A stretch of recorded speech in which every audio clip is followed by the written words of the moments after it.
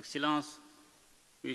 Zhao Leji, membre du comité permanent du bureau politique du comité central du Parti communiste chinois et président du comité permanent de l'Assemblée populaire nationale de Chine et président de la présente session de haut niveau sur la gouvernance. Mesdames et Messieurs,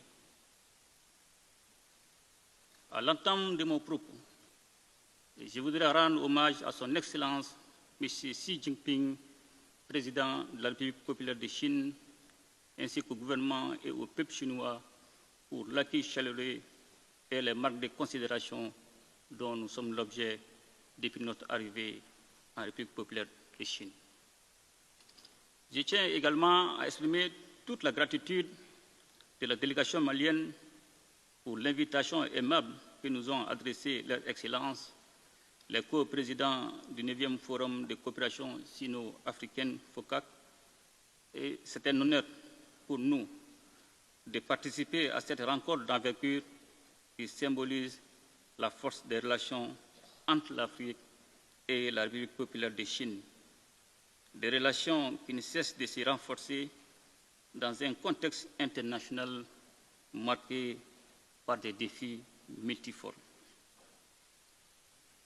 Le Mali réaffirme avec conviction son engagement à approfondir les liens de coopération avec la République populaire de Chine et ces relations entre nos deux nations reposent sur des principes immuables de respect mutuel, d'égalité, de bénéfices réciproques. Nous saluons particulièrement la sincérité et la stabilité de ces liens bâtis sur le respect de la souveraineté de chacun et la non-ingérence dans les affaires intérieures. Excellences, Mesdames et Messieurs, les valeurs que partagent le Mali et la Chine, notamment en matière de respect de la souveraineté et des droits humains, constituent le fondement du thème qui nous réunit aujourd'hui, à savoir le renforcement des échanges d'expériences en matière de gouvernance. Une gouvernance véritable ne peut se réaliser que dans un cadre où les autorités et le peuple exercent pleinement leur souveraineté, sans interférence extérieure. C'est dans cet esprit de responsabilité nationale que la gouvernance au Mali est guidée par trois principes désormais inscrits dans notre Constitution, à savoir le respect de la souveraineté de l'État, le respect des choix souverains du peuple, la défense des intérêts du peuple. Pendant longtemps, sous le prétexte de promouvoir la bonne gouvernance, nos États ont été soumis à des dictats par des puissances impérialistes, facilitant ainsi l'exploitation sans retenue de nos ressources. Ces pratiques ont alimenté des inégalités et freiné notre développement tout en renforçant des intérêts extérieurs au détriment de nos peuples.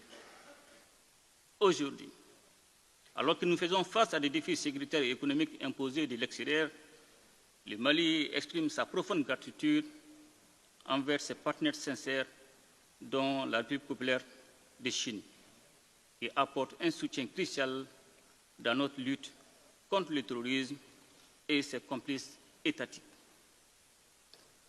Les récents événements survenus à Tinzawatène dans le nord du Mali illustrent malheureusement comment le terrorisme international est cyniquement entretenu, voire encouragé par des forces néocoloniales qui cherchent à perpétuer leur domination sous de nouvelles formes.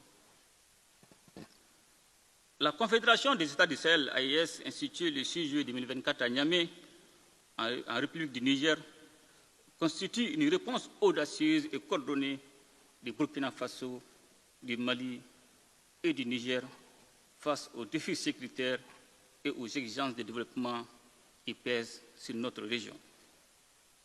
Cette alliance stratégique que j'ai l'honneur de présider pour son premier mandat s'inscrit dans une vision panafricaine et résolue à défendre et à promouvoir les intérêts communs de nos nations.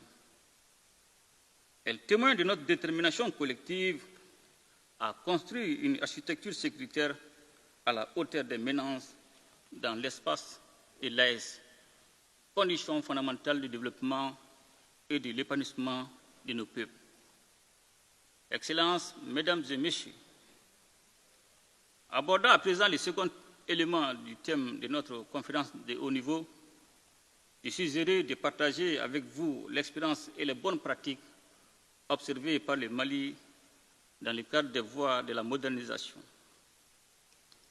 Et cette modernisation est la conséquence naturelle et positive des réformes lorsque celles-ci sont réalisées en tenant compte, comme c'est le cas au Mali, du respect de la souveraineté, des besoins vitaux et des intérêts des populations que nous servons.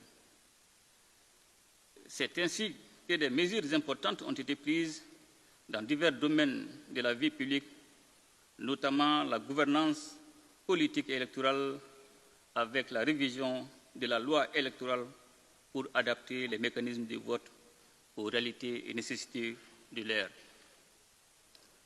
La réforme de la gouvernance vise également à améliorer la gouvernance économique, qui est passée par la relecture des textes relatifs aux industries extractives en vue d'une meilleure gestion de nos ressources naturelles pour le développement de nos pays et le bien-être. Je dirais même le bien-être de nos populations. Dans un autre domaine, afin de rapprocher notre administration publique des usagers, j'ai décidé de lancer un vaste programme de digitalisation de l'administration publique, en privilégiant la transparence dans les procédures, la diminution des coûts, mais surtout les droits des citoyens. Excellences, Mesdames et Messieurs, le Mali est fermement convaincu que dans les fondements d'une gouvernance authentique repose sur une indépendance véritable, une souveraineté totale et une pleine appropriation nationale des leviers stratégiques de la vie de la nation. Et c'est avec cette vision que les réformes courageuses et profondes ont été entreprises, répondant ainsi aux aspirations légitimes exprimées par le peuple lors des assises nationales de la refondation et du dialogue intermalien. L'adoption de notre nouvelle constitution lors du référendum historique du 18 juin 2023, largement soutenu par la population, symbolise l'engagement du Mali à bâtir un État moderne, résilient et à l'écoute de son peuple. Ces réformes décisives qui marquent notre volonté profonde de refonder l'État ont été réalisées grâce à la mobilisation collective des Maliennes et des Maliens aux côtés des autorités de la transition. Cette dynamique dénote une approche inclusive et durable sur fond d'un large consensus national dans le processus de refondation. Les dites réformes, faut-il les rappeler, reposent sur la réaffirmation de la souveraineté du Mali, soutenue par l'engagement inébranlable de nos forces de défense et de sécurité qui assurent un contrôle total et efficace du territoire national. Cette sécurisation, essentielle pour la stabilité et le développement, permet de créer un environnement propice à la reconstruction et à l'épanouissement de notre nation. Le Mali se dote ainsi des outils nécessaires pour relever les défis actuels et bâtir un avenir prospère pour tous ses citoyens. Excellences, Mesdames et Messieurs, je voudrais, pour conclure, renouveler la profonde gratitude du peuple et du gouvernement malien envers la République populaire de Chine pour son appui indéfectible, en particulier dans le domaine de la stabilité, de la paix, de la sécurité et du développement. Le Mali reste résolument déterminé à approfondir et à fortifier ses relations avec la Chine ainsi qu'avec tous les partenaires qui partagent les mêmes valeurs de respect de souveraineté et de coopération réciproquement bénéfiques. Vive la coopération sino-africaine, vive l'amitié entre nos peuples. Je vous remercie. Very much, President Lueta, for your Excellency President Joseph Mahai of the Republic of This forum